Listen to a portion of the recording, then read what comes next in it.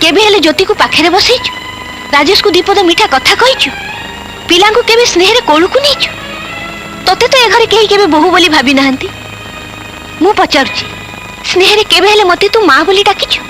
से सम्मान देइचु जोटा कि तोर दबा उचित सम्मान ताकू दिया जाए जे अन्य को सम्मान दे जाने ताकू नुह जे अन्य को छोट भावे थाओ मां चुप कर वर्षा तुम चुप कर मु से स्त्री नुह जे मु को पशु भली सब जुलम बर्दाश्त करि जाए मु ए घर रो बहु चाकराणी नुहे ए घरे मोर भी सेतिक अधिकार अछि जदि अन्नपूर्णार जदि तोर भी अनुपरी गुण हेई थांता